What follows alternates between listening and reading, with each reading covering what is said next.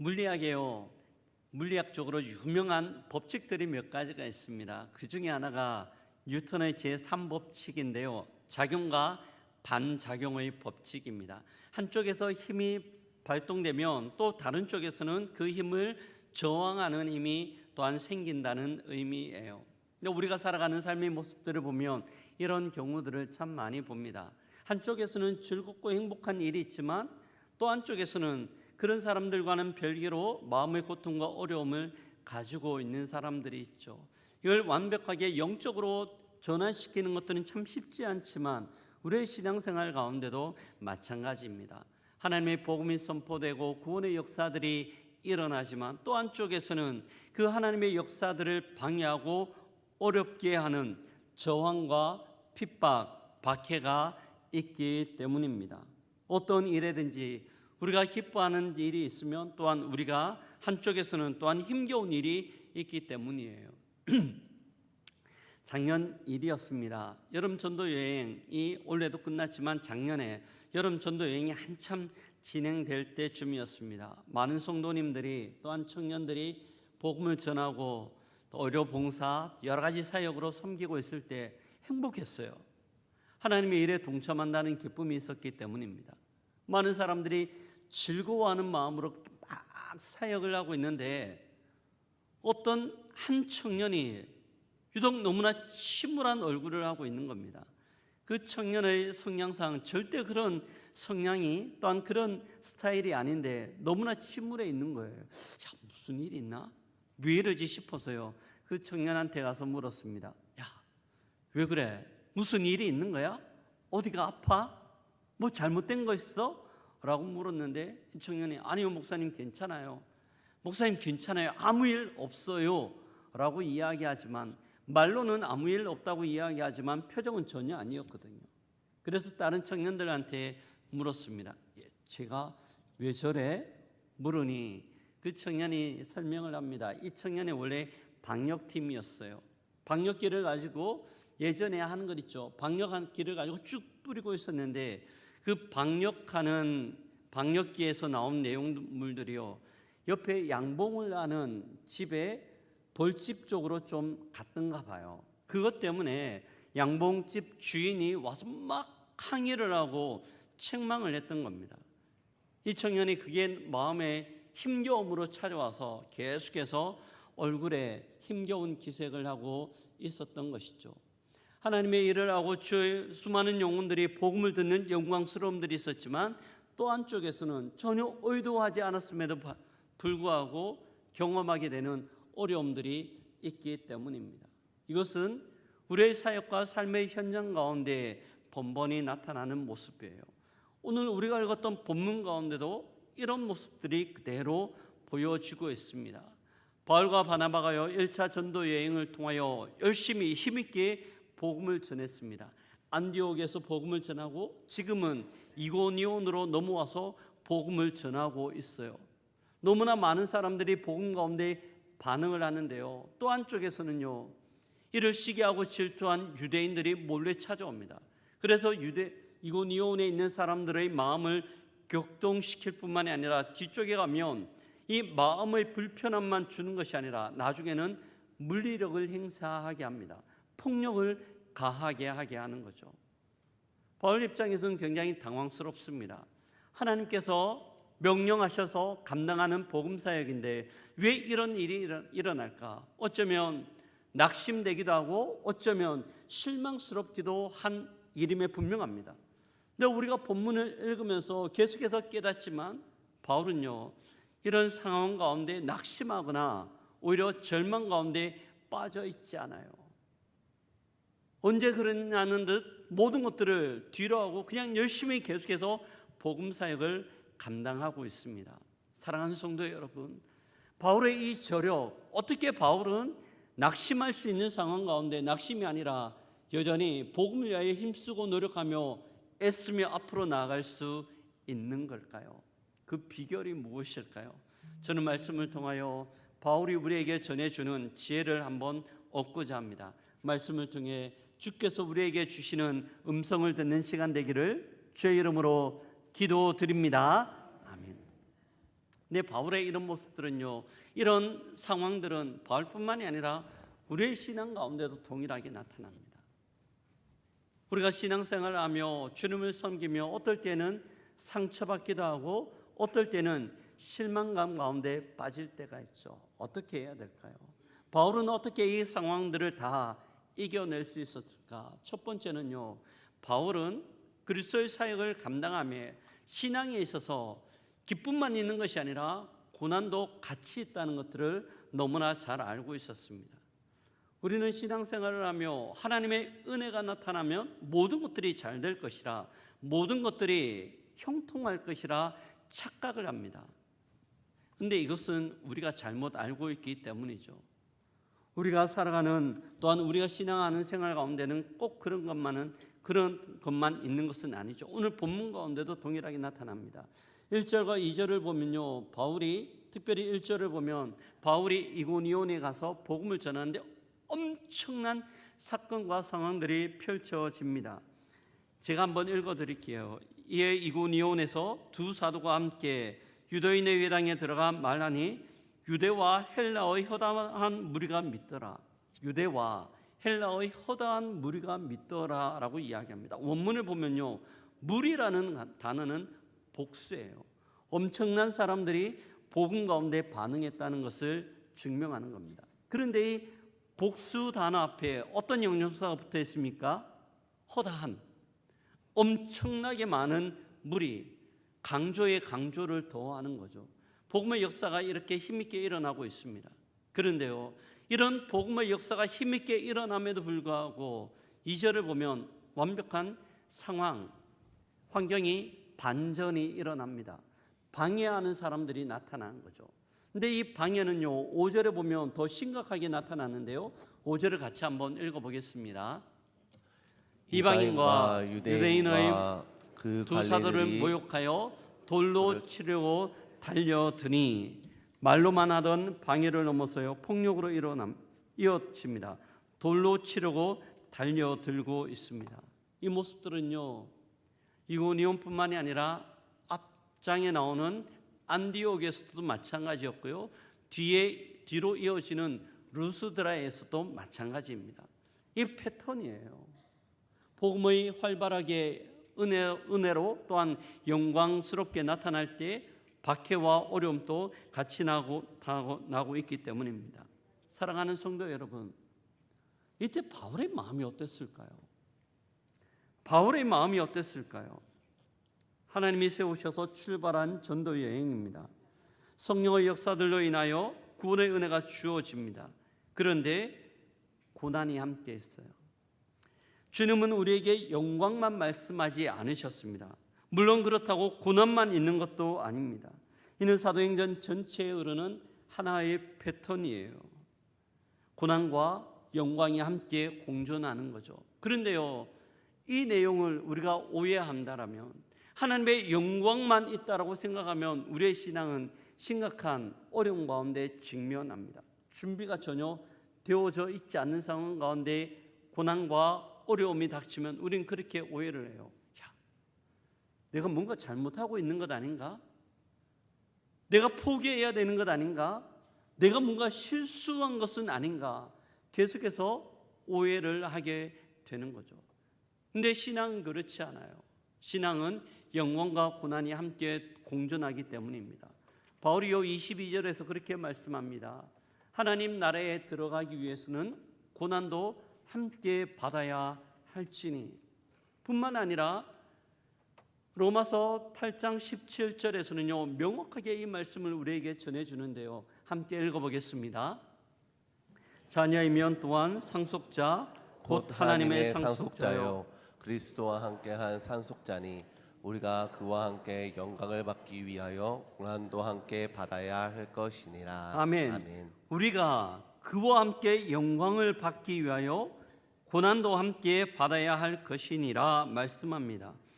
그리스도인은요 고난을 피하여 영광 가운데 나아가는 자들이 아니라 그리스도와 함께 고난을 통과하여 영광 가운데 나아가는 자들입니다.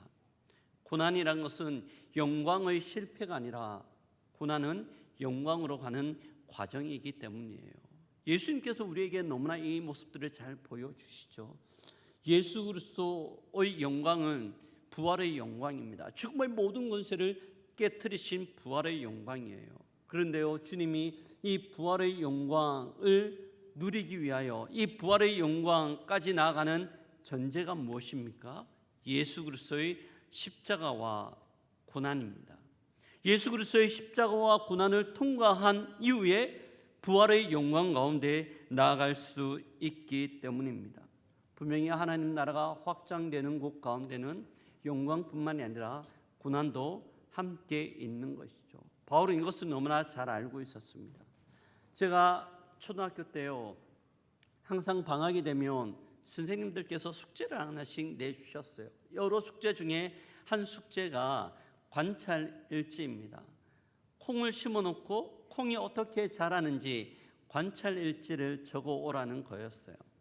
관찰일지를 적기 위해서요, 투명한 플라스틱 통을 하나 구합니다. 거기에 흙을 채우고 콩을 몇 알 심습니다. 물을 주고 햇빛에 내어놓으며 기다리고 있죠. 어느 정도의 시간이 지나면 콩으로부터 싹이 날 뿐만 아니라 뿌리가 납니다. 내 뿌리가 계속해서 자라죠. 재밌어요. 근데 뿌리가 자라기 위해서는요, 공간이 필요합니다. 뿌리가 자라기 위해서는 계속해서 옆에 있는 흙을 밀어내고, 어떨 때는 조그만 돌들을 밀어내고 뿌리가 자라는 공간을 확보하며 뻗어 나가는 거죠. 뿌리 입장에서는요, 자기가 자라는 것들을 방해하는 것들이 있어요. 돌과 흙입니다. 근데 돌과 흙이 방해한다는 것은 곧 그 뿌리가 생명력이 있어 자라간다는 것을 의미합니다. 뿌리는요, 돌과 흙이 방해한다고 해서 거기서 멈추지 않습니다.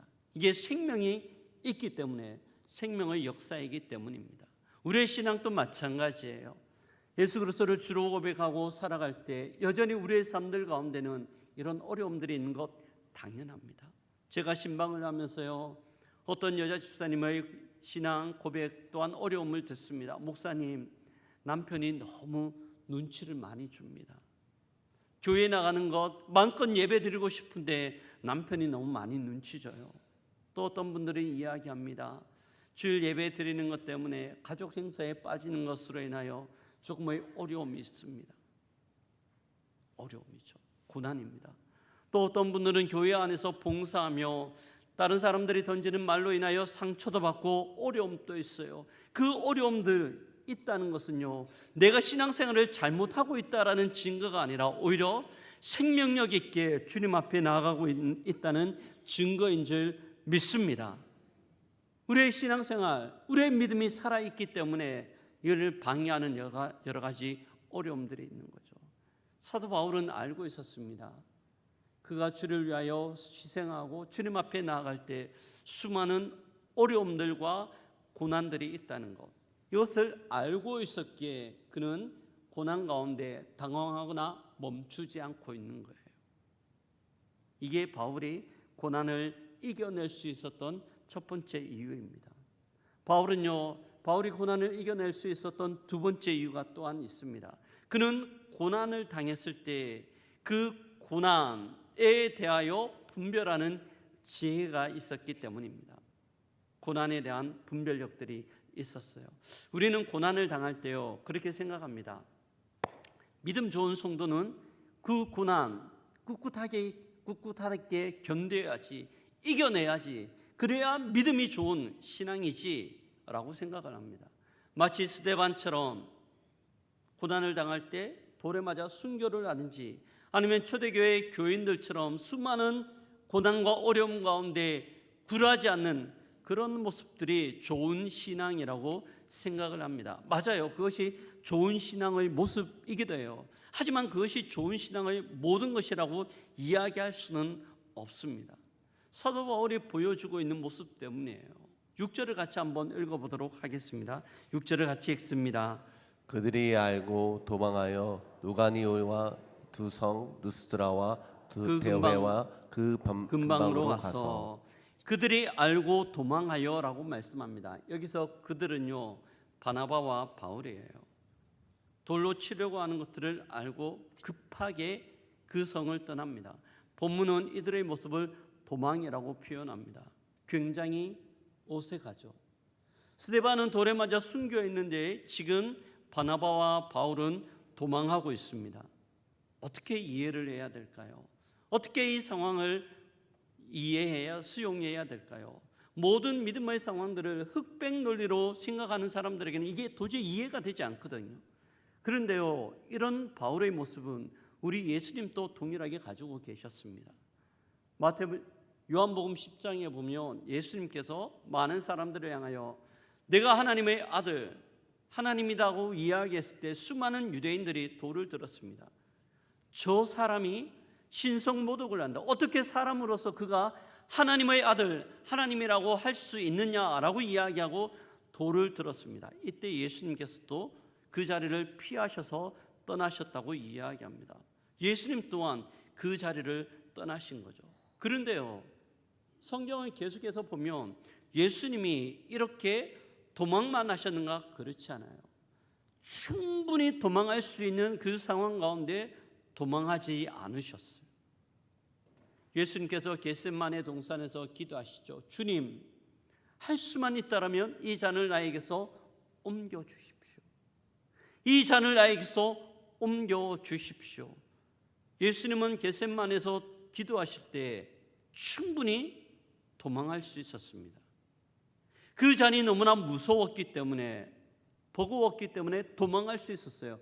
하지만 주님은 날이 새도록 기도하시고 난 이후 십자가를 향하여 뚜벅뚜벅 걸어가셨던 것이죠. 고난의 잔을 스스로 마시셨던 것들이 우리 예수님의 모습입니다. 견디는 것이 언제나 믿음의 증거가 아니듯 물러나는 것도 언제나 도피는 아닙니다. 바울과 예수님에게 찾아볼 수 있는 공통점이 있어요. 언제 피하고 또한 언제 이 고난을 감당하는가. 그 중간의 핵심은요, 사명입니다. 지금 이 순간 사명의 가장 신실한 선택이 무엇인가를 묻는 겁니다. 사명을 위해 피하기도 하지만 또한 사명을 위해 그 고난의 잔을 마시기도 하는 거죠. 사명이 중심이었습니다. 이때 이것을 분별하는 것이 필요한데요, 그게 지혜예요. 이런 분별력을 가지고 있으면 세 가지 질문들을 던집니다. 첫 번째는요, 이 자리를 떠나면 사명 자체가 꺾이는가, 아니면 다른 자리에서 이 사명이 이어질 수 있는가? 이 자리를 피하면 사명 자체가 꺾이는가, 아니면 다른 곳에서도 이 사명을 감당할 수 있는가? 두 번째입니다. 지금 버티는 것은 순종인가, 아니면 나의 고집이나 자존심인가? 지금 버티는 것은 주님 앞에서의 순종인가, 아니면 나의 자존심이나 아니면 고집인가? 세 번째입니다. 나는 이 고난을 감당할 수 있는 정서적, 육체적인 여유가 있는가, 아니면 한계인가? 이것을 질문하고 난 이후 고민하고 결정을 합니다. 그리고 모든 결정의 중심에는 나의 안위가 있는 것이 아니라 하나님이 나에게 주신 사명, 소명이 있는 거죠. 오늘 본문 가운데서 이것을 너무나 잘 보여주는 것이요, 19절이에요. 19절을 보면 이고니온을 떠나서 더베로 내려왔는데 안디옥과 이고니온에서 따라온 유대인들이 결국 바울을 향하여 해를 가합니다. 사람들을 책동하여서요, 돌을 들고요, 바울을 향하여 무참하게 던집니다. 바울이 돌에 맞아 쓰러져요. 돌을 던졌던 사람들이 바울을 보니 죽은 것 같았어요. 그래서 그를 끌고 성 밖으로 내었다라고 이야기합니다. 그 상황이 어느 정도인지 상상이 되시죠? 돌에 맞아 죽었다라고 평가될 정도로 바울의 상황이에요. 보통 이럴 때 쓰는 단어가 있죠. 치가 떨린다고 이야기합니다. 징글징글하다고 표현할 정도예요. 아마 바울은 그의 한계를 넘어선 이 고난을 감당하고 있습니다. 어땠을까요? 보통 사람 같았으면 나는 할 만큼 했다, 나는 최선을 다했다, 그런데 여기까지다 라고 이야기했을 거예요. 근데 바울의 모습은요, 그렇지 않아요. 그렇지 않아요. 20절과 21절을 같이 한번 읽어보도록 하겠습니다. 제자들이 둘러섰을 때 바울이 일어나 그 성에 들어갔다가 이튿날 바나바와 함께 더베로 가서 복음을 그 성에게 전하여 많은 사람을 제자로 삼고 루스드라와 이고니온과 안디옥으로 돌아가서 제자들이 둘러섰어요. 바울이 그 제자들의 보살핌 가운데 일어섭니다. 일어서고 난 다음에 바울이 어떻게 했다고 표현합니까? 어떻게 했어요? 20절을 보면요, 그 성에 들어가요. 그 성에 들어가요. 자기를 향하여 돌을 던졌던, 죽이려고 했던 사람들이 살던 성으로 다시 들어갑니다. 그리고 그 이튿날 바나바와 함께 더베로 가요. 21절을 보면 더베에서 뭐를 하고 있습니까? 복음을 그 성에서 전하고 있습니다. 바울은요, 그는 다시 일어납니다. 그는 도망하는 대신 그 성으로 들어갔을 뿐만 아니라 또 다른 곳으로 가서 계속해서 복음을 전하고 복음을 위하여 수고하는 사역들을 감당하고 있습니다. 사랑하는 성도 여러분, 저는 이 장면이 우리가 꼭 붙들어야 할 오늘의 메시지라고 생각합니다. 바울은 고난이 없었던 사람이 아니라 고난을 지나 다시 일어난 사람입니다. 그는 고난을 통해 받은 아픔과 상처로 인해 쓰러져 있는 사람이 아니에요. 다시 일어났죠. 소명, 하나님께서 그에게 맡겨주신 사명일 때문입니다. 바울의 모습은 우리에게 중요한 교훈과 함께 질문을 던집니다. 우리에게는 누구나 다 공동체 안에서 은혜도 있지만 상처와 아픔도 있습니다. 실망도 있어요. 고통도 있습니다.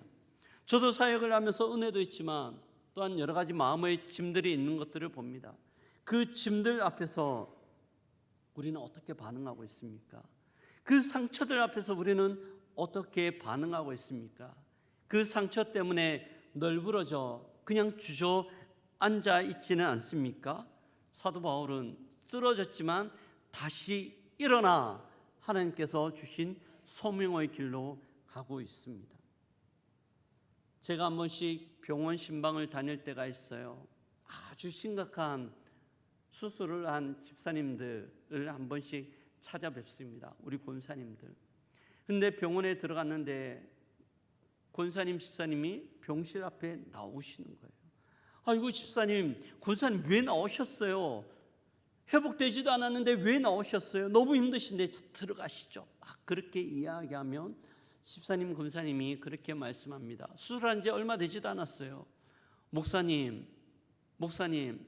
수술하는데 아파요. 아픈데 의사가 누워만 있지 말고 조금씩 걸으라고 해요. 조금씩 걸으라고 해요. 그래서 그 집사님, 권사님이 링거를 잡고 조금씩 그렇게 걷고 계신 거죠. 의사가 그렇게 이야기한 이유가 무엇일까요? 그렇게 조금씩 걸으며 회복할 수 있는 힘을 얻는 거예요. 일어설 수 있는 힘을 얻기 때문입니다. 완벽하게 회복되었기 때문에 걸었을까요? 그렇지 않아요. 여전히 아파요. 여전히 힘들어요. 그런데 그 걸으면서 회복할 수 있는 힘을 얻기 때문에 걷는다고 이야기하고 있습니다. 우리는 쓰러져 있는 사람입니까? 아니면 다시 일어나서 움직이려고 합니까? 바울을 통해 배우는 것은 쓰러지지 않는 믿음이 아니에요. 쓰러졌지만 다시 일어나 걷는 믿음인 줄 믿습니다. 물론 어느 정도의 시간이 필요하다는 것 압니다. 너무 급하게 그냥 벌떡 일어나서 뛰라고 이야기하는 것 전혀 아니에요. 바울이 우리에게 전해주는 메시지는요, 그냥 그 자리에 자기 연민이나 아프다고 해서 계속해서 잊지 말라는 거예요.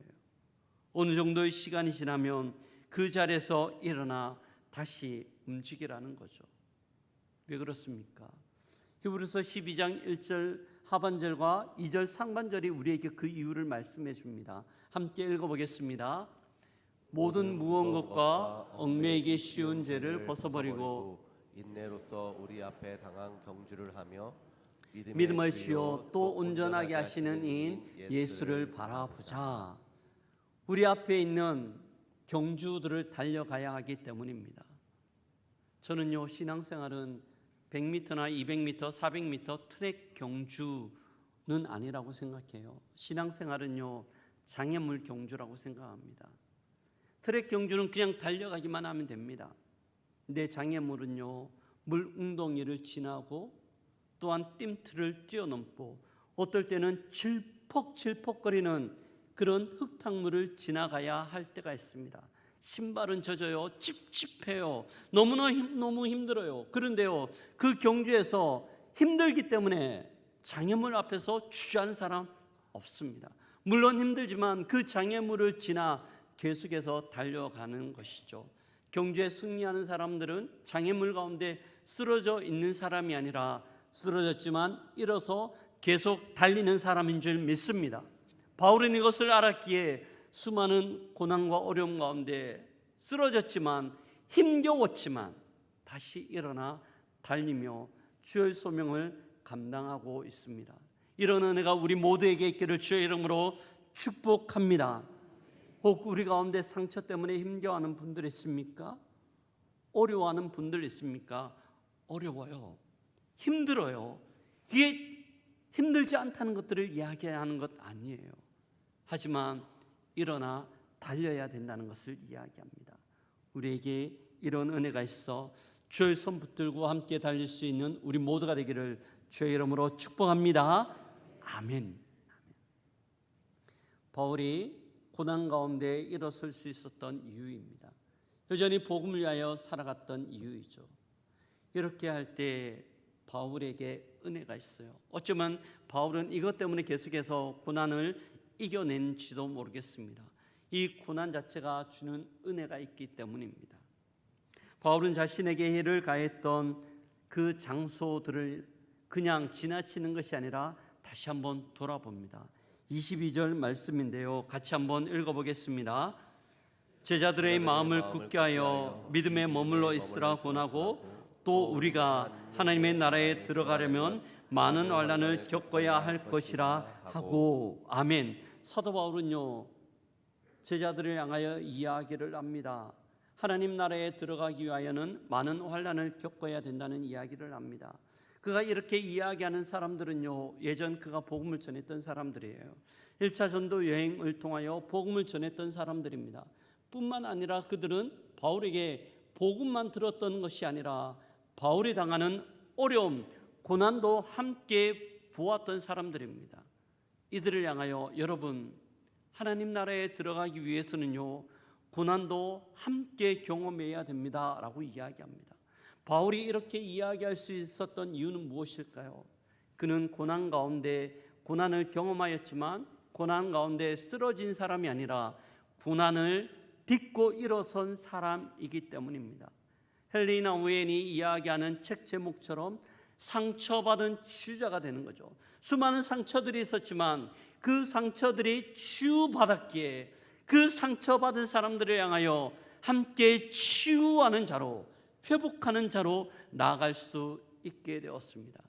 그는 상처를 받았기에 상처받은 사람들을 향하여 상처에 대해서 이야기할 수 있었고요, 그는 쓰러진 경험이 있었기에 쓰러진 이들을 향하여 손을 내밀며 일으켜 세울 수 있는 겁니다. 그는 절망 가운데 모든 것들을 포기할 만한 그 어려움을 경험했기에 포기하고 싶어하는 갈등 가운데 있는 그들을 향하여 포기하지 마십시오. 포기하지 마십시오. 하나님이 우리를 응원하고 계십니다. 주께서 우리를 위하여 예비해 두신 생명의 면류관이 우리에게 있습니다. 포기하지 마십시오. 이렇게 이야기할 수 있었던 거죠. 왜요? 왜 그렇습니까? 그 또한 어려움과 포기의 상황 가운데 있었지만 모든 것들을 이기고 모든 것들을 회복하고 난 이후 하나님의 은혜를 경험하고 있기 때문입니다. 사랑하는 성도 여러분, 이것이 바울의 고난 신학이에요. 바울은요, 고난이 이상하다고 이야기하지 않아요. 고난은 믿음 가운데 우리가 경험하는 신앙의 여정이라고 이야기를 하고 있습니다. 바울의 상처는 그의 사역을 방해하는, 또한 그에게 고통의 흔적이 아니었습니다. 고통이었지만 오히려 그리스도의 고난 가운데 동참하는 영광스러운 흔적이었습니다. 그리고 그 고난을 통과하고 난 이후 많은 사람들을 돕고 섬기고 있습니다. 저는 이런 모습들이 너무나 귀하다고 생각합니다. 제가 고용교회에서 사역을 하면서요, 이런 귀한 모습들을 종종 경험합니다. 참 감동이 있어요. 우리 교회 가운데 최근에 참 많은 새가족들이 오고 있습니다. 너무나 감사하죠. 근데 그런 새가족들 보면요, 새가족들 오면 교회 자체가 어색해요. 낯설죠. 어떻게 해야 될지, 어떻게 움직여야 할지, 어떻게 적용해야 될지 참 많이 고민이 있습니다. 그런데요, 최근에 그렇게 온 새가족들을 온지 얼마 되지 않는 새가족들이 섬기고 있어요. 새가족인데, 그분도 새가족인데 새가족들을 같이 만나서 차도 마시고 밥도 먹으면서 그분들의 불편함이나 그들에게 필요한 것이 무엇인지 질문합니다. 그리고 같이 한번 이야기합니다. 함께 잘 적응합시다. 함께 잘 이겨냅시다. 새가족이 새가족을 도우면서요, 그렇게 섬기고 있는 거죠. 어떻게 그럴 수 있습니까? 먼저 새가족으로서 그런 경험들이 있기 때문에 얼마나 이게 불편하고 어려운지 아니까 그렇게 반응을 하고 있습니다.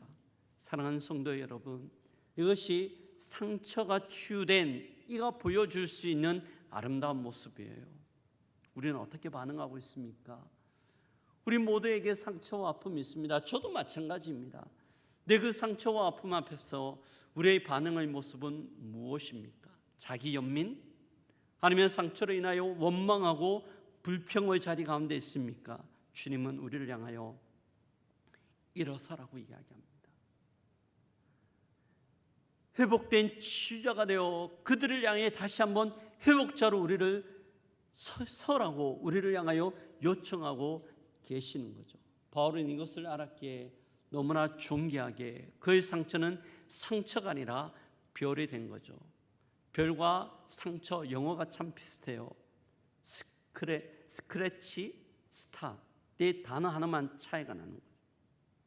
하나님 안에서 그것을 해석할 때 이렇게 상처는 별이 될 수 있는 겁니다. 말씀을 마무리합니다. 우리는요, 사도 바울의 사역 가운데 나왔던 그 많은 상처들을 살펴보았습니다. 고난과 고통이었어요. 근데 이 고난과 고통 가운데 바울은 그냥 머물러 있지 않았습니다. 주저앉아 있지 않았습니다. 일어나서 그의 상처들을 통하여 많은 사람들을 회복시키고 아름답게 세우는 자로 존귀하게 쓰임받고 있는 것이죠. 저는 설교를 시작하면서요, 서두에서 전도 여행 때 상처받았던 한 청년에 대하여 같이 이야기를 나누었습니다. 그 청년 올 전도 여행 때 어떻게 했을까요? 어떻게 그 청년이 반응했을까요? 나 작년에 전도 여행 갔다가 마음에 상처가 있어. 나는 안 갈 거야. 이번은 건너뛸 거야. 그렇게 이야기했을까요? 그렇지 않았어요. 그 청년 너무나 멋지게 모든 상처들을 치유하고요, 올 여름 전도 여행 때 총팀장 역할을 했습니다. 모든 사역들을 계획하고 진행하고 일일이 꼼꼼하게 점검하면서 모든 것들을 진두지휘했어요. 뿐만 아니라 힘겨워하는 이들을 찾아가서 야, 괜찮아, 이겨낼 수 있어, 너 잘할 수 있어, 우리 잘하고 있는 거야, 힘과 용기를 주고 격려하는 역할들을 감당했던 거죠. 3일 동안 진행하는데요, 너무너무 멋있었어요. 아니, 준비할 때부터 너무너무 멋있는 모습들로 우리 가운데 자리매김할 수 있었습니다. 상처는 별이 되었기 때문입니다. 사랑하는 성도 여러분, 우리의 신앙과 우리의 모습 가운데 상처와 아픔이 있습니다. 어떻게 반응하고 있습니까?